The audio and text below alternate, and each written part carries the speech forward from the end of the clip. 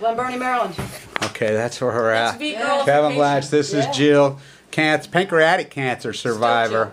Still Jill. Bobby One, the famous vlogger. The guru, vlogger, blogger. Statistician. Yeah. University of Chicago. Kevin Blanch here in D.C. We're talking about cancer and the early diagnosis of cancer with Jill and how the pathologist is so important in the early days of my cancer presented in a tumor leukemia, which they know there's only 290 cases they have documented.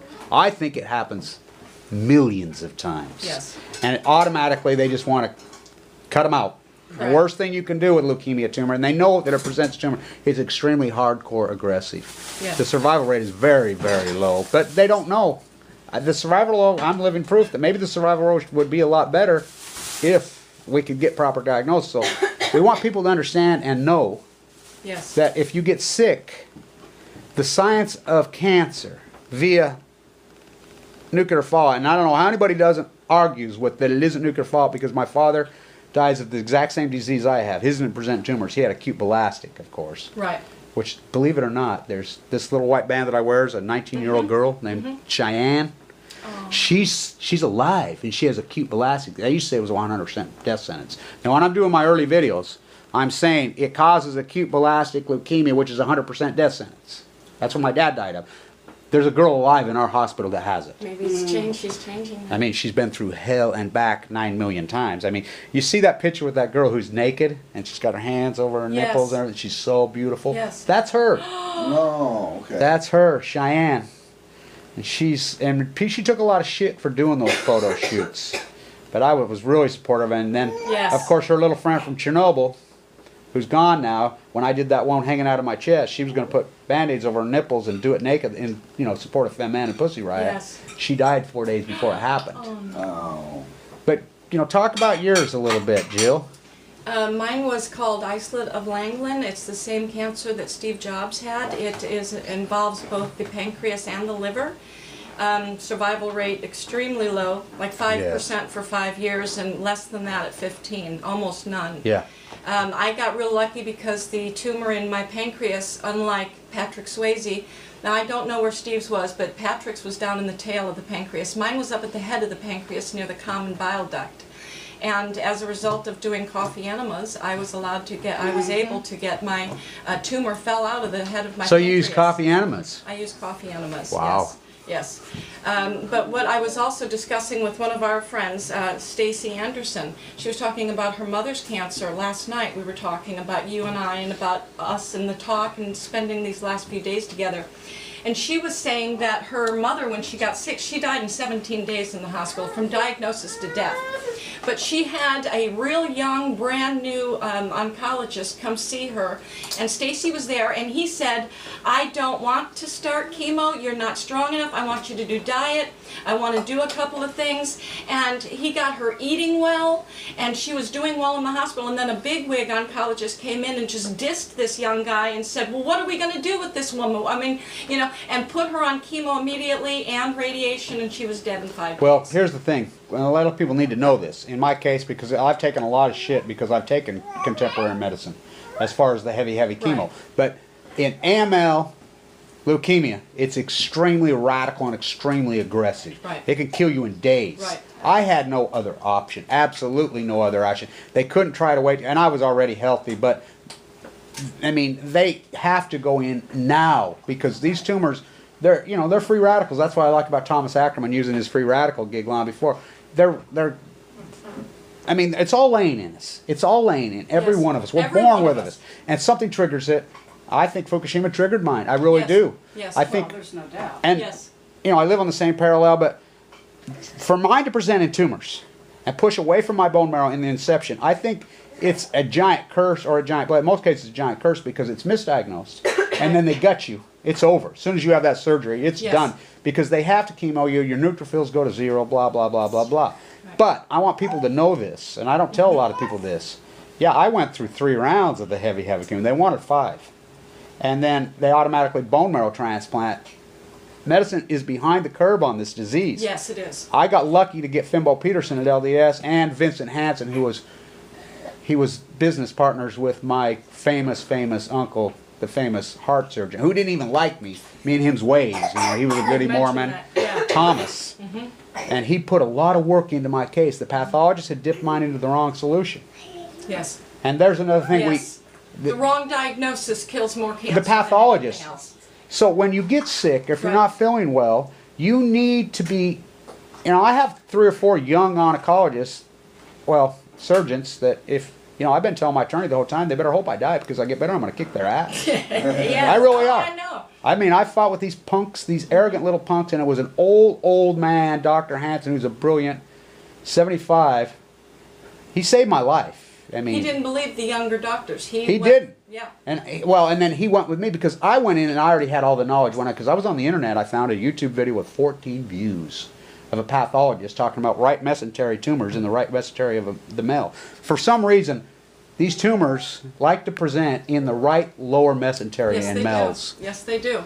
That's right around the common bile duct. You've got your gallbladder, you've got your liver, your pancreas. Well, he said in it, he says these guys get it wrong. He says it's so tough to figure out what these tumors are, and they'll go to the carcinoid thesis all the time because it's the easiest thesis. And he believed that most of the time it's not carcinoid. Yes. That it's leukemia tumors. And so it happens all the time. Now, I had a friend, really close friend named Fleb Brer 3 years ago. Same thing, blah, blah, blah, in its lower right mesentery. Slow growth cancer, like they were telling me. Oh, you're okay, blah, blah, blah, blah. We'll wait and see. We'll just give it away. It reared back and killed him in days. Yes. I mean, when these things attack, these free radical cells, they get in your lower spine, they have minds of their own. And they're trying to kill the other cells. And they're fat. And they get into your brain stem. That's why they go into your, they give you the lumbar puncture and inject all the chemo into your lower spine. But what I did, a lot of people don't know this. What I did, because there was a guy named Brian Morris, who they'd sent home to die, who had actually had the surgery. He's the only one we know on earth who actually had the surgery and is alive and well. 105 temperatures, ice bathing him for weeks, and he's militant like me. You ought to see him. Did they whipple suction, take part of his stomach out, take that whole... No, they just went in and they found the tumor laying on the outside. It was on the outside, because leukemia tumors don't present inside. Correct. They're usually on the lumens. De novo, yes, on the liner. I had what you call bowel looping, and then I had a satellite tumor here and here. And so, and I was in perfectly good health. I mean, incredible health the day I got sick. From perfectly good health to radically ill. Didn't you think it was like in one day. food poisoning? I thought I had food poisoning. Yes. And then they scoped me and blamed it on an ulcer. But anyway, so we walked in. He's alive, and that's why I'm alive. He started coming into my room. He's an inmate. He's like me. I mean, he's so militant. He's so tough. He's so mean. You know, he don't take no shit from nobody. Yes, and that is why the he eats a lot of rough. I mean, our paths are similar. So, Dr. Fimble Peterson, he says, Kevin, and he's a rock star in oncology. He's set up there for a reason. 40 years. He says, you're a rare on top of rare. I've never seen, so you've got to be the pioneer. And so they bought, the only way they really know with leukemia, the only way they have to bone marrow biopsy you. And you have not had that? I've had many bone marrow biopsies over and over. They go into my hip. Oh, I'm sorry, that's right. I've had multiple, and they hurt their whole, but the last one... It's the transplant you haven't done yet. No. Right. Okay. So what happened last April 24th, I was set up for a transplant. Okay. Off the donor list. It's important that young people, I mean, we rely on these young females because that's who, you know who donates their bone marrow? Who does it? Young girls. Yep. Because we're a bunch of self-indulged, egotistical, baby boomer assholes who don't care. And they we didn't care. Take care of ourselves either. Well, yeah, they don't want our bone marrow. Who wants it? They don't want our contaminated bullshit. So I was a young girl from Manhattan that was my match. Wonderful. And so I'm all scheduled for it. And then the last bone marrow biopsy, they're like, God, your bone marrow is pretty damn clean. And so they're like, I'm so glad. They're like, they are you? Usually stop something. And usually they're, and automatically, this is a team effort. It's Danish philosophy. Yes. I have 7 doctors. That's why they get reined in. The wild. Did you know they have what they have rounds? Did you know my nurses don't? The nurses don't outrank the doctors in our hospital. Our doctors don't outrank nurses. It should be doing. Nurses have just as much say as the doctor does in there. Good. They bring in the maids in there. They bring in the food servers in there. What is he eating? Everybody. What is he not eating? Well, they want it because we're having conversation. They want to know everything about you. They know everything about me. They watch my videos. They do everything. They were against a lot of the stuff I did with the central line hanger. Right. You know, but Fimbo Peterson's like, you go. Well, now they're looking at it. It's working. It's what's saving it. Well, Dr. Mitchell, she come up here, and I absolutely love her. She's from Long Island. I love her. You know, and she comes out, she says, you know, she's so proud of me, and she gives me so much encouragement. Now she's really a big fan of mine. and I am of hers too. They saved my life. But Yes. they gave me encouragement. They used nothing but love in that hospital. Yes. I mean, they're nurses. If you're a militant, nurse, you know how some of them can be. They're gone. They don't put up with them. Yeah. They're the most loving, beautiful. Yes. I mean, they come in there and pep rally you. They were massaging you, rubbing Yes. you, encouraging you. I mean, I remember what's her whispering name in the middle of the your night, crawling up on my freaking back, tickling my hand when I'm critical, going in and out, ears. Yep. saying prayers for me, Yes. doing everything Yes. for me. Yes. That's the way they play in there because they know it's so radical. And right. none of those nurses ever quit. They watch death over and over and over and Yeah. over and over and They're over. angels. That's what they are. They are in my angels. opinion. There's one thing that concerns me though is that they saw my tumor before it was a tumor in July of '08, and they said they called it a cyst. And they said they found it on a CAT scan. I drove myself down to the local hospital, was there all night. Similar story to you. I pretended I had a ride. They gave me a lot of medications for pain. And then, anyway, they said what we're going to do is we're going to watch this cyst. And they Gonna did watch it exactly kill you. that. They watched it for a year and a half, bloom into I think it kills so many people. Multi-organ cancer. And you know what? I have really come to believe, in my own opinion, that cysts are precancerous Yes. tumors. Of course. There's, yeah. Well, now listen. I mean, they're acidic. I they're- think people need to know this. And this is where the common fallacy is made in cancer diagnosis, and I think people fall for it. There is no magic solution, whether your diet, blah, blah, blah. I've used extreme. I mean, I'll write a book about it one day, and I'll talk Me too. about what I've done as far as, you want to talk alternative? I like these guys, smoke some weed, do this. I'll blow your minds on some of the things that I do. And, that I've done, and I've invented myself. I use the sun. The sun, I'll line it up where the tumors were, and I'll stand naked there. Yes. I have some feathers from some very precious type of birds. A hawk killed these 2 doves in my front yard last year. I used the feathers off them. I do a lot of really spiritual Yes. type stuff. Awesome. I'm so spiritual on this fight that it would blow people.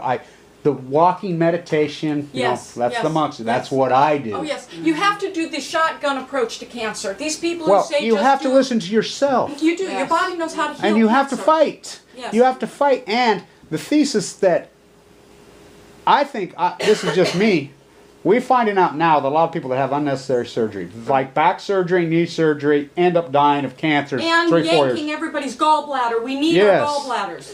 Okay, so you have an unnecessary, and why theory is on. We're finding out people that have back surgery. Paul had back surgery. Yes. We talked about this. I had 3, and you get sick with cancer It within triggers. Oh, it absolutely It triggers because it's all Yes. anus and it seeds Yes. it. It does. So quit having all these unnecessary surgeries. Correct. For, even plastic surgery, breast implants. We're finding out women in their 40s that are going in and having plastic surgery on breast are coming up with all kinds of cancers Yes, within 2-3 years. They're even finding out that test tube babies are coming down with cancers and all kinds of immune So quit doing that to your problems. system. Correct. Start working on yourself. This lazy attitude that we've had, it's got to stop. You can't take a pill. You've got to do the work. Correct. You've got to No do the one's work. gonna And fix you with a I'm a pill. big believer in no surgery. Surgery at the last. Now breast cancer, yes, automatic. You Yes. better get that breast cancer I and get agree. it cut off. Whack it off. Whack Yes. it It's off. your only no option. lumpectomy, whack it It's off. sad Whack that you it. got to go to there, but I mean, how sick of a society we live. That We're you willing to rather have your nuclear boobs. energy. Or a husband who says, I want you to have a lumpectomy because I've had a next Yeah. door neighbor who died at 38. And she was very large and he had a stack of Playboys. And I mean, that was their whole Yeah. gig. Yeah. She's dead. She has Yeah. 2 babies. Well, there you go. There you go. It's sick. It's vanity. It is. And our vain, sickening generation that we've lived. I mean, Yes. we're disgusting is the way we've It is. evolved. What we've handed to the post-ignorant generation, like what we've done. The people under 35 ought to knock the shit out of us. They ought to load us up, and put us in FEMA camps. That's where we belong. Because If what they we've don't, done to they're gonna- them. If they don't, they're going to wind up. Look there what we've because done of to us. 'em. I know. I mean, look at the debt. Look at because we want wars we don't want to pay for. We want freaking to take a pill we can cure cancer, Right. but in the end, We have no now that we're getting older, when we get delayed cancer, and gratification. you think you're going to do that, you're not going to live. You're not going to live. No. So I tell everybody, avoid all these unnecessary surgeries, and don't trust these oncologists. Find one who cares about you. Right. Find one. Lie to them if you got it. Go in there and say, hey. Tell them you got $1 million stashed under the house in gold coins or whatever. Tell them you got something because, it We still saw comes what down. They did to you when and they thought you were had a no pauper. insurance. Yeah, they were like, you were just going to get nothing, sent home. Oh, I did get they nothing. They didn't even think you were in pain. Yeah, they sent me home. I'm laying out in the emergency room, laying on the grass. My daughter picked me up, almost dead. But, you know, and then I went plopped down my stock portfolio. And then Dr. Hansen got involved, who's, you know, he's a loving, kind, beautiful Yes. man. I got lucky with him. And he cared about me, and he dug in. I mean, he had tears in his eyes that day. I go see him all the time, hugging. He's a legend in our town, by the way. Awesome. Beautiful. You know, he's friends with our family, and you know, I have Danish bloodlines, and it's Danish philosophy of medicine. And then here's Finbo Peterson from the same town my bloodlines come from, northern Denmark. And same with Vincent Hansen. Everything's coming And it's full Danish circle. philosophy medicine, and in Danish philosophy medicine, they have the best medical system in the world. I've heard that. I mean, because doctors really, we don't put them up on pedestals over there. They don't rank much higher than the other people. It's, you know, they're in medicine for the right reasons, and they Right. use preventive medicine. Nurses come to the Oh, they do. houses. They absolutely do. They're a lot more holistic also, and they're much more savvy about nutrition. They're much more savvy even about stress. And, you know, here, I mean, I have 3 friends who died of cancer in the last 8 months back in California. And, I mean, I went toe-to-toe with them because I would tell them, you need to do this, you need to do that. And they'd go to their doctors, and their doctors would say, no, Well, do not take you're a any of lot this." like me in that way. You're as hard-headed as they I get, am. militant. You've been so mad at me. I met you via Stacey Anderson on YouTube, and you've gone at it with me, called me every name in the book 10 times. You know, it's like, God, is this my ex-wife? And so, but that's why I think, I mean, to be alive with the type of cancer that you have, you're rarer than me as far as survive. There's a few people that have survived this. You're the only person that I've ever met. You know, one of my doctors was Steve Jobs' doctors. You And said people that think, last night. and Steve Jobs really, he was an arrogant prick, you know, and look how militant he was. He wouldn't shake your hand, he was a germaphobe, he was vegan his all whole the life, way. and he thought his money would save him. Yes. They threw the kitchen sink at him. He had 2 liver transplants. That's why he had died, experimental in my pancreatic opinion. cancer. I think with his lifestyle, I think without the surgeries, He was too militant. He was too militant. You could be over the top with it. I mean, what's the old Masonic theories, you know? And I'm not a Mason. A lot of people think I am. I write a lot about them. And I always say the country was a lot better off when they ran the country. Yes. Because what is their motto? You know, Justice and moderation. Yes, moderation. I was going to say all things in moderation, but you're right. It was justice. You be aware, but don't be a nut. Don't be. Right. I mean, enjoy your life for Right. God's sakes. Well, it's like people who get so heavenly minded, they're no earthly good. Yeah. Well, I have got people coming up there, and you know, I always go back to Russell Means. I go back to it over time, and people get back. An African American guy came to me and he says, "Well, I'm black," and I says, "You're right. I can't understand your thesis." By the way, the Million Masked Man March, he's half black, John, Yes. and he and I have these conversations. He's great, by the way. He's just a young guy, but I've helped him along the way with this thing, you know. And so that's tomorrow. But Beautiful. yeah, how can I relate to that type of thesis? I can't. I'm a middle-aged white male from Utah, you know, and so I can't go there. But Russell Means goes back, way back. You know, when he talks about this was heaven on earth, he's going way back before the white man was in the West. Now, people think, oh, that was hundreds of years ago in the East, but not in the Western United States. When I grew up, I mean, the Indian thesis was very still new. That's why Stegner landed there. So we've lived it, and you know, the Indian people. The indigenous people will still tell you it wasn't that long ago. We had heaven right where you live, Oh, Kevin. absolutely. I mean, the Navajos and the Utes. Yes, Yeah. absolutely. No jails. Russell Means says there were no jails. There was no disease. No There's locked he says doors. you Anglo-Saxons want to keep finding a way to heaven. You ruined it. We had heaven. You took heaven. Heaven was here. Yes. And so I get these other people will say this is hell and bullshit. Yes. I really love life.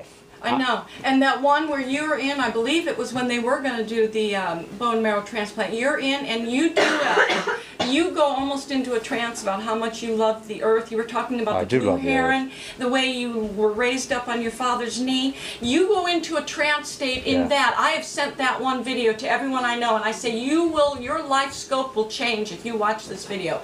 I've never seen anyone grieve, and yet you weren't crying. You were giving a testimony to the beautiful earth that we had. We did have I heaven grew on up in earth. such a romantic city did. out on the edge of that lake, and I had a strong Marine father who loved the earth, and Yes. you know, they were activists. My parents and my uncle just passed away, all of them. They believed that it was your civic duty to take on human rights causes, and they took them all on. Yes. You know, and these were, you know, hardworking. You know, my grandpa Abraham Hunsaker IV. I mean, he had money too, but they were working class guys, hardcore, and they took on. They believed that that was your it was your exchange for the gift of life. Absolutely. You get a gift of life, you have to give back for that gift. That's right. And the indigenous people, the Council of Elders, got together in October and did a beautiful paper. I should send it to you and you can put it on your link. But you know, the line that I took from it, he goes and says very much what you're just saying, but he said, that's our mother's milk. You wouldn't poison your mother's blood. Yeah. I love that. It's and that's so what true. we're doing. That's what we've done. That's what we've done. You know, we went so far, and it's been so grotesque what we've done. And, you know, I always use Hamlet, O curse spite that I was born to set this right. You know, I have Danish bloodlines, and I used to say that when I was a kid. I'm living in the country and western version of Hamlet. Wow. You know, because I'm an artist, and, you know, I didn't really get it. But when my dad died, this beautiful, incredible man with his mind on fire like a grass fire when he was dying. And when they loaded him in the body bag, I was so pissed. I was so outraged. And I vowed, no way, I will fight these guys to the death. And that was long before I ever got leukemia, long before Fukushima ever happened. Well, that's why you're all in. I've never met anyone all in. Oh, I am all in. I know you are. I've given up money. I've given up relationships. I've never seen anything like it. You are nowhere near the man you are on the videos. I mean, you are, and yet you're not. Absolutely incredible, gentle, and you're all in. I mean, this is, death will not stop you. No, and that's why we have to be, because I've watched the fight and we failed. So I've taken a different angle on my videos because I have to grab a hold of you guys and shake everybody you have up. To, because I was not all in. I'm still not. If I get a tummy ache, I don't show up. Yeah.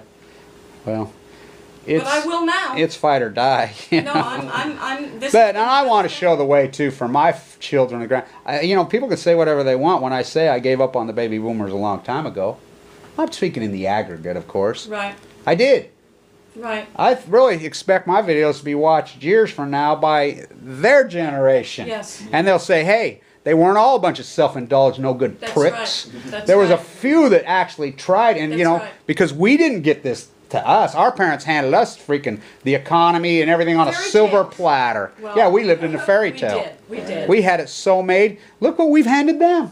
And then we say, oh, go get a job. Oh, why aren't you working? Yeah, we took all your jobs. We sent them to China. We stripped all your money. We poisoned the earth. We freaking warmonger. That's right. And then we freaking militant to them. Shit, I remember when we graduated from high school, it wasn't which career, or what career, which career.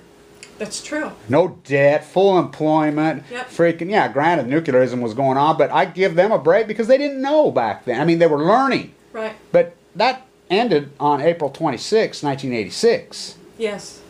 You know, and then when the atomic veteran studies come out, there's no excuses now. Oh, we no, know. I agree with you. Forbes comes out.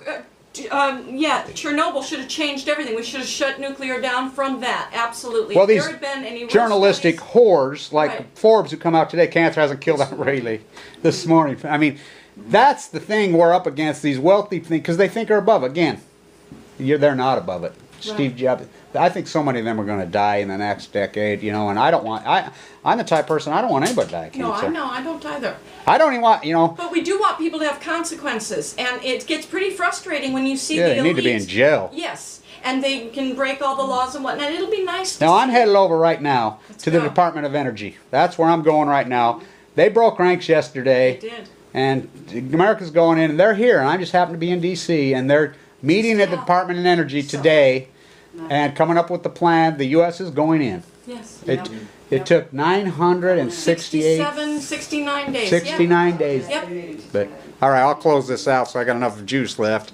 Yay. But thanks, you guys. Thank you. Thanks for helping me out, doing everything you did. I love all you guys so much. Thanks for coming with us and coming here. Right on. Thanks, Jill. You bet. Now, I don't know where Steve's was, but Patrick's was down in the tail of the pancreas. Mine was up at the head of the pancreas near the common bile duct. And as a result of doing coffee enemas, I was able to get my tumor fell out of the head of my So pancreas. you use coffee enemas? I use coffee enemas, wow. Yes.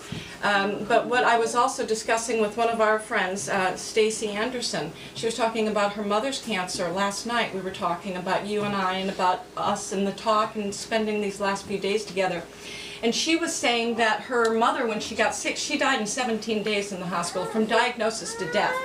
But she had a real young, brand new oncologist come see her, and Stacy was there, and he said, I don't want to start chemo, you're not strong enough, I want you to do diet, I want to do a couple of things, and he got... The survival rate, I'm living proof that maybe the survival rate would be a lot better if we could get proper diagnosis. So we want people to understand and know Yes. that if you get sick, the science of cancer via nuclear fallout, and I don't know how anybody doesn't argues with that it isn't nuclear fallout, because my father dies of the exact same disease I have. His didn't present tumors. He had acute ballastic, of course. Right. Which, believe it or not, there's this little white band that I wear is a 19-year-old girl named Cheyenne. Oh. She's alive, and she has acute ballastic. They used to say it was a 100% death sentence. Now, when I'm doing my early videos, I'm saying it causes acute ballastic leukemia, which is a 100% death sentence. That's what my dad died of. There's a girl alive in our hospital that has it. Maybe it's changed. She's changing. I mean, she's been through hell and back 9 million times. I mean, you see that picture with that girl. Glen Burnie, Maryland. Okay, that's where we're That's at. V-Girl. Kevin Blanch, this is Jill. Pancreatic cancer survivor. Still Jill.